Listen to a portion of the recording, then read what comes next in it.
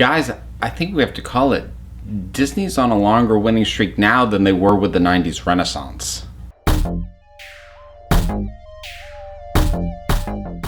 Zootopia. Yeah, Disney is on a roll. They have been on a roll since Tangled, and they have done it again with this one. This movie has a lot going for it. It is fun, it's funny, it is high energy, but it knows when to slow down. It's got some really terrific messages in it. It's got great characters. Just from start to finish, it's very well thought out, just starting with how it approaches the idea of these anthropomorphized animals. Because, I mean, let's be honest, a city inhabited by animals, not exactly new in animation, although, to be fair, generally more the realm of TV animation than feature film. But normally it's just something that just is. It's animals. Yeah, that's just what happens. Here, they actually put some effort into explaining it. Now, normally, that's the sort of concept, like, don't over-explain it, you don't need to, but they come at it from this approach of, you know, everyone has evolved, but they do still have sort of that animal instinct underlying, and there are certain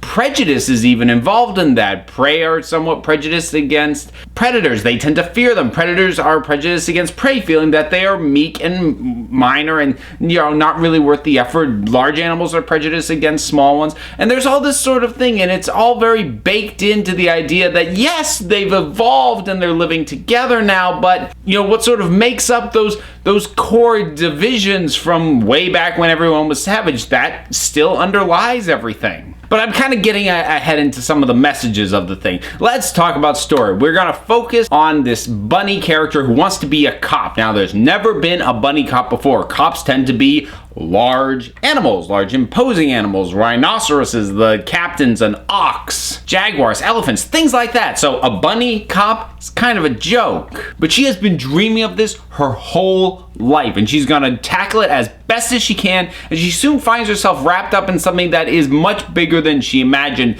and she's on a compressed timeline to try and figure out what is going on. And partially out of desperation, she ends up roping in the help of this fox from the city. Now, she herself is actually new to the city, so she's not as familiar with everything going on and the people and the places and all that. So the fox, he's a bit of a con artist, but he knows the streets. So the two of them together are on this case. It starts out as a missing mammals case, but it becomes something much bigger. Pretty much all the humor is derived from the way in which the character's animal nature sort of impedes on their more human-like lives that they tend to be living. I mean, the sloths working at the DMV is something that most people have seen now. It's been in the trailers, but that really does epitomize what I'm talking about. That is very much in the nature of the humor. And there's some phenomenal jokes. There's also some really great jokes for the adults. There are things that'll happen that the film doesn't even stop to let you know it's a joke, but the adults who are paying attention will get it, and they'll just...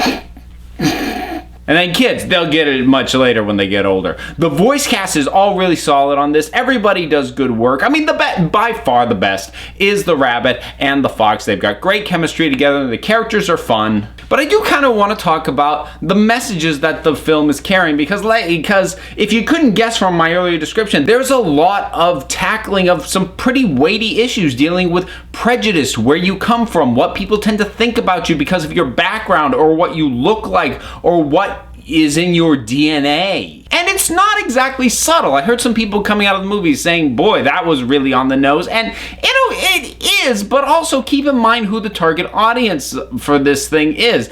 And I think for a movie for kids, it is pretty subtle, because the movie at no point actually stops and turns to the camera and goes, now kids, the lesson today, like it's the end of a G.I. Joe cartoon or something. No, it is all woven into the narrative, and, you know, to adult eyes, it's pretty blunt, but I think for kids, it's really very well integrated and at a level that doesn't actually intrude on the story. It informs the story even. It's very organically mixed in. They don't stop the story they're telling in order to give you messages. The message and the story are actually completely interwoven.